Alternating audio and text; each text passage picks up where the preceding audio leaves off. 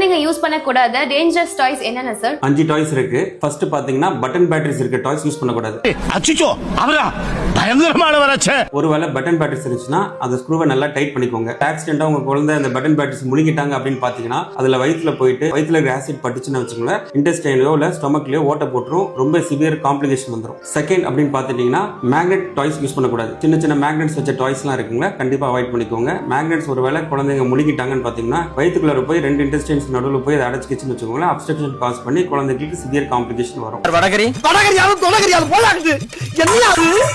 மூணாவது டாய்ஸ் வந்து பாத்தீங்கன்னா வாட்டர் பீட்ஸ். வாட்டர் பீட்ஸ் வந்து பாத்தீங்கன்னா கலர்ஃபுல்லா இருக்கும், தண்ணியில போட்டா சைஸ் பெருசாகும். ஒருவேளை குழந்தைங்க அதை முழிட்டாங்கன்னா வயிற்றுல போயிட்டு பெருசா வந்து அது இன்டெஸ்டைனல் அப்ஸ்ட்ரக்ஷன் கூட குழந்தைங்களுக்கு காஸ் பண்ணலாம். அதனால அதை அவாய்ட் பண்ணிக்கோங்க. நாலாவது பாத்தீங்கன்னா பர்ஸ்டபிள் பலூன்ஸ். பலூன் கையில வச்சுட்டு விளையாடுறத கொஞ்சம் அவாய்ட் பண்ணிக்கணும். அந்த ₹1 பலூன் இருக்கு இல்லைங்க, அது குழந்தைங்க வாயில வச்சுட்டு இருந்துச்சுன்னா டப்பார்னு வெடிச்சிச்சுன்னா குழந்தைங்களுக்கு வாயிலையோ எங்க போய் அப்ஸ்ட்ரக்ஷன் கொடுக்கும் நமக்கு தெரியாது. கண்டிப்பா அதை அவாய்ட் பண்ணிக்கணும். அஞ்சாவது பாத்தீங்கன்னா லூஸ் ஃபரி டாய்ஸ், அதாவது இந்த டெடி பேர் டாய்ஸ்லாம் இருக்குல்ல, மொசம் இருக்குல்ல, அதெல்லாம் கண்டிப்பா யூஸ் பண்ணக்கூடாது. ஒருவேளை குழந்தைங்க மூக்கு வழியாவோ வாய் வழியாவோ போய் முழுகிட்டாங்கன்னா அதுக்கு சிவியர் காம்ப்ளிகேஷன்ஸ் காஸ் பண்ணும். அதனால இந்த டாய்ஸ்லாம் அவாய்ட் பண்ணிக்கோங்க.